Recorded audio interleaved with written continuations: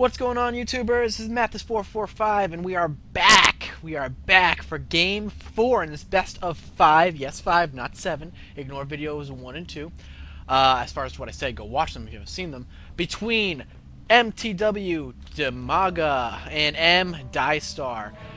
Every game we've seen so far, we've seen Diestar go Barracks, Tech Lab, Reaper, reactor, switching over the reactor, the factory I meant, switching over the factory over to the tech lab, upgrading a blue flame, going to that second factory and pumping out mass Hellions and hurting his economy in doing so, and then trying to push with Marines, siege tanks, and a couple medevacs if he can push them out, while the first two games Dimaga was able to hold that off very convincingly, and the third game, Diestar was able to do it very early contain as wow, here we go. I just had a drink to get rid of this problem. Went roaches to try and fight that back, the amount of Hellions that were being thrown at him. So we'll see what happens this game. I'm very curious to see what kind of opening we'll see from both of them. It has not diverged whatsoever from both of them as to what they've been doing. We usually see Dimaga do an early hatch, and we usually see him do what I just said, and we usually see Diestar do what I just said he does. We are on Xel'Naga Caverns, my favorite map. I love this map. As a Zerg player, I love it because it's just small enough where it allows early aggression if you want it, but just big enough where macroing is not out of the question. It is very well balanced, that you can expand if you need to. Grabbing the third is always a little difficult, but getting that natural, the first natural, is very, very easy. Granted, it's not the easiest to defend, but it's just so close by, and the reason why it's not so easy to defend is because these two lanes are wide open. And if you've been watching StarCraft 2 cast by anybody, then you would know that by now. And then you have these destructible rocks right here that lead into your third. It's just long defensive routes. If you get the good creep spread, it's not so bad, but before that, it's a little rough. Open up the production tab here. We do have his 16 hatch going down like he has been doing these past few games, Dimaga being a very big macro player. The barracks is finished, and we have the orbital 1-Rax orbital command that we've seen the Diestar do so very often. We have his non-wall off, as I've come to learn that's what he does, is a non-wall off. I still question why he does that. You know, I kind of think, and it just allows any Zerg. If say Dimaga was somebody other than him, well, maybe he just knows Dimaga's playstyle. But say Dimaga was somebody else. Say Dimaga was Idra or someone who's more aggressive. Having that Zerg open just allows for Zergling run-bys if they go for quick speedlings, and just to do so much damage to your economy, and you can't do much about it. Or even just scout. You can get a scout in this no problem. You can just dance a scout around as long as he wants. We do have the tech lab down, so it looks like we'll be seeing what we've been seeing in the past few games. We'll see if this maybe he'll switch it up to something different. Maybe he'll go factory like he always does. We'll stick around and see what that happens there. We have 2 pairs of Zerglings coming out for Dimaga to get that early map control. We are dropping a factory, so we'll probably seeing some Blue Flame Hellions again. Doing a wall off here with these supply depots.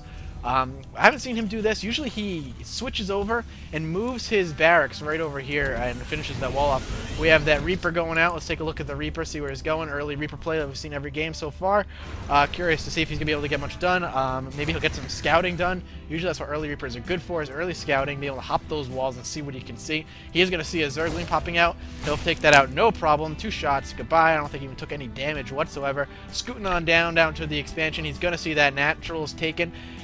Yep, there we go. He sees it, kind of scoots around, and there's a queen there to kind of ward him off. And is he going to go up the wall? Yes, he is. There we go. Let's see if he can get any scouting done. See what we can do poking around here. We have Speedling upgrade, and the queen is going to kind of just poke him back, doing some damage. Not going to be able to do too much. Blue flames are going up. Hellions are coming on their way out. We have a reactor going down, probably for another factory.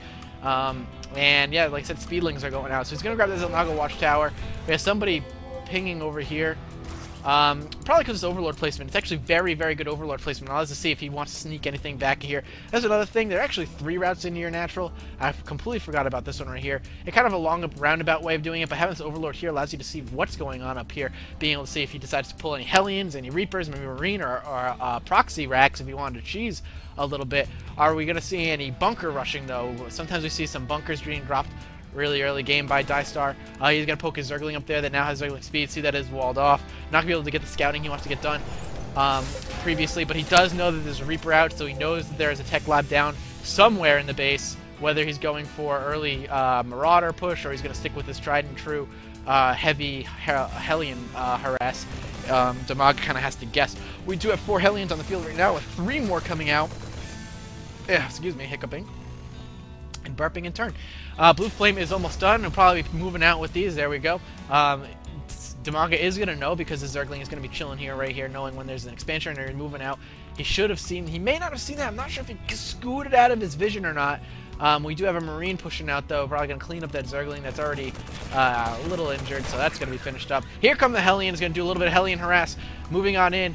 Is he going to scan for the creep tumors? No, he is not. We have a couple of spine crawlers going down, and he's going to do some harass. There we go. We have the Blue Flames. He moved out a little early last game before the Blue Flame was ready. He's going to roast a bunch of those Zerglings, but the Zerglings are going to surround and push him out of there, and he's going to get away. They're going to get away. He loses another one. He's down to just 5 Hellions. He's going to push forward, being a little bit brave with those Hellions after so much damage is done to a few of them. And he's going to torch that Queen, though. Another Queen coming out. I don't know. Dimaga needs to pull that back, get it back on the creep, get it back to the hatchery. And there we go. Is it going to get away, though? That's the question. No, it is not going to get away. It is dead. And here come the Hellions kind of pushing out, and the Zergling is going to push them back. We now have 5, 6, 7, 8 Hellions on the field. It's 1 more in production. 2 more. He is moving in with... That is so much of his economy being pushed into Hellions instead of putting it towards SCVs. And all those Zerglings are going to get the surround. And as he finishes them off, I didn't see all those Zerglings. I thought the most of them are dead. We do have the Infestation Pit and the Pathogen again going, so we're going to see the mass Zergling Infester build that he's been doing 3 out of these 4 games so far. And it just works for him, especially against this kind of Hellion harassment that's kind of... He's so hell-bent on doing, and these Hellions kind of push in, poke out, move around. Only 4 Hellions. Again, he used so much of his money on the Hellions that he does not going to have a big ground army. We have a couple barracks dropping now, which is going to start probably pumping out Marines. We have a tech lab right now dropping down for this. Curious to see what that's probably going to be for the stim pack research. We do have the expansion going down for Diestar here. And here we go, moving on in with his Hellions again, see if we get any harassment done to the drones. Dimaga has amazing reaction time, able to pull those Hellions right out of there, not be able to do much whatsoever. He's going to fungal growth them, and the Zerglings are going to clean up this while the Spine Crawler kind of pokes away at what's in reach, and these, instead of trying to run away with them, he's going to stick around, see if he can toast the Queen. Not going to be able to do it. Is he going to be able to do it? He just finally runs away after losing another one. We have 3 more Hellions on the way. He is so invested in these Hellions, it's almost like an all-in. He's focusing so hard, he's not going to have any troops when Dimaga finally has his economy up and running.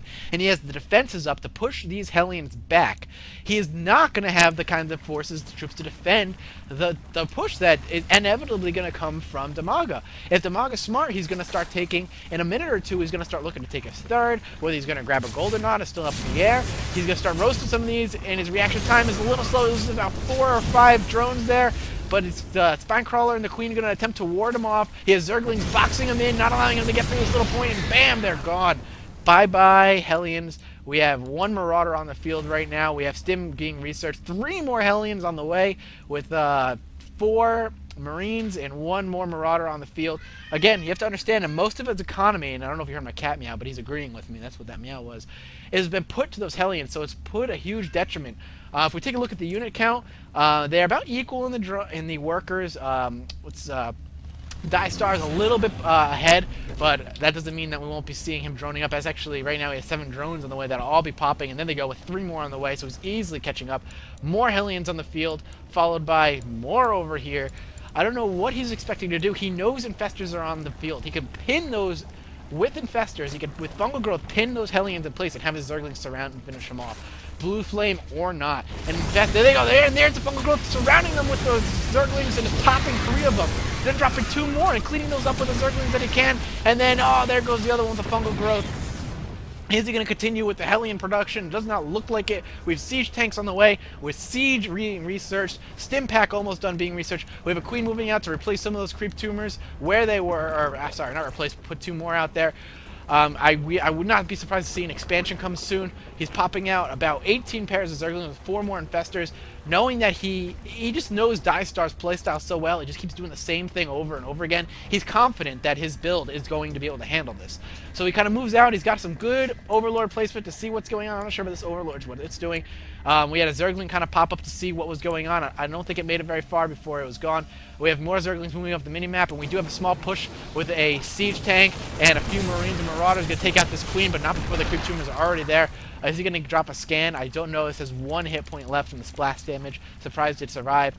I wouldn't be surprised. Here comes 24 pairs of Zerglings. He's got so many Infestors. This is going to clean this up so quickly if he needs to pull back or he needs more siege tanks. We have combat shields on the way right now. We have 1-1 upgrades on the way for Dimaga right now, as well as more Zerglings and Neural Parasites, so more mind control. Starting to clean up some of the creep that is in the way, popping out those creep tumors after scanning, and it looks like Dimaga's just sitting back and just waiting for the right amount of troops where he feels is comfortable. There we go, the Pathologic Lands locking everybody in place. The Zerglings kind of taking over, and we have Beach Balls being plopped right next to the Siege Tank, so Siege Splash damage does a ton of damage. There they all go, and that's going to be it. Bam! There goes all of his push. So easily taken out with Fungal Growth. Most people will be like, oh man, Fungal Growth OP. No, you know what's OP? Is Zergling Infestor build against this weird Marine Siege Tank build. He pushes forward, kind of feigning an attack, it looks like, by pulling back to the Xel'Naga Watchtower and pulling back again. And it looks like he's going to be clearing out the gold, so a little late in the expansion, but in order to make up for the late expansion, it looks like he's going for the gold. That'll easily keep his economy up and where it should be. If we look at the drone count, he is still a little bit behind as far as workers go. Looking up here, we have a few more barracks dropping down. We have, ooh, a Ghost Academy dropping down. Ooh, something new. Ghost Academy. We're going to see some ghosts, maybe some nuke play. We'll see how that goes. We have another command center going down. Looks like it's going to be popping off some SCVs before it's able to transfer out. More siege tanks kind of defending up. We drop out a bunker here. Our upgrades there. No upgrades for our Marines yet. We do have an engineering bay, though. We just had a scout pop in. I think it just got killed. I heard it go pop and die. We have a Marine just kind of scouting out over here. And someone's pinging. I think they're pinging the Ghost Academy. I'm not sure. And we're looking at, we got siege tanks being plopped out. And yeah, so interesting. Ghost Academy, what are we researching? Are we researching extra energy? It looks like we're going to be pumping up the energy, so when the ghosts come out, they have that energy rearing to go. We have one ghost in production with 6 Marines. We have 22 pairs of Zerglings coming out. 3 Infestors for Dimaga, lifting off that command center, but not before it comes to an attack, and it's all Zerglings and Infestors. Fungal Growth things Marines before they can get anywhere, surrounding them, moving in. Oh, we got mind control, 3 siege tanks, just wiping out all the Marines and the Marauders. 1 siege tank is being left with just him, and the Fungal Growth locking all the Marines in place, dropping out some infested Terrans to wipe out what he can, attacking what he can, just cleaning up all of it. This is going to be it, I think. There's not much you can do. There's not much being popped out. We have more Infestors and more Zerglings coming up for Dimaga, holding that command center just above, kind of just watching the action. We have Zerglings moving on up, scaring off those SCVs, back into production, back into the main. No more going on here. The command center just kind of floating above. We have a siege tank just finishing off. We have a ghost finishing off the Zerglings over here, but we have these Infestors just kind of chilling here, waiting and waiting. We have a hidden army. I didn't even notice that before, but he's going to see it as he goes through these little things right here. Zerglings pushing up and just wiping out the rest of the Marines. We have an SCV kind of just scouting around, kind of getting confused, doesn't know what's going on. Sees lots of Zergs, he tries to run, but I think he got killed in the process. Down here, he's regrouping with more Zerglings and Infestors. Going to continue his push, it looks like, after he regroups and making sure he keeps Diestar on the back foot, making sure his economy is damaged, that he's not going to have the money or the gas to produce those ghosts now that he knows they're coming, or Thors, because that armory is down. Here we go, pushing back up again, looking to see if he can take out that third, but he realizes there are rocks in the way. EMP on those Infestors, but not all of them. Oh, and the screams of the ghosts are just so painful to hear. And there is all of the Fungal Growth and more Marines taking out that Ghost Academy while he can, but not going to be able to stay for long because the siege tank on the high ground is not going to allow him. Just finishing off every SCV he can, keeping those Zerglings close in case the siege tanks want to attack. It'll do splash damage. It looks like we're going to take a contingent of Zerglings around the back here to take out this expansion. Well, this is going to take out the armory in the backfield over here. We have more Zerglings up in the midfield and more Infestors kind of retreating. They're out of energy, not much they can do. Pulling off that command center in the third. There's the GG. Oof, what a game that was. That means he has won the best of 5. Dimaga won. Diestar did not really switch it up, so I'm a little disappointed in that. too much heavy investment in the Hellions really hurt his mid-game army. After those Festers and Zerglings were out, they were just able to take what he could. And so he got 1 out of the 4 games that they played, but Dimaga just proving he is Dimaga for a reason. Heavy macro game and just knowing what to do, and it looks like he was taking, or had taken, a 4th just popped up here. So even while all the crazy fighting was going on, still thinking about his macro, still keeping up his economy, and just throwing units at his enemy, keeping on the back foot. So that'll be my first series of games that I've ever casted. Thanks for watching so much, guys. This is Mathis signing off, and I look forward to seeing you guys in future casts.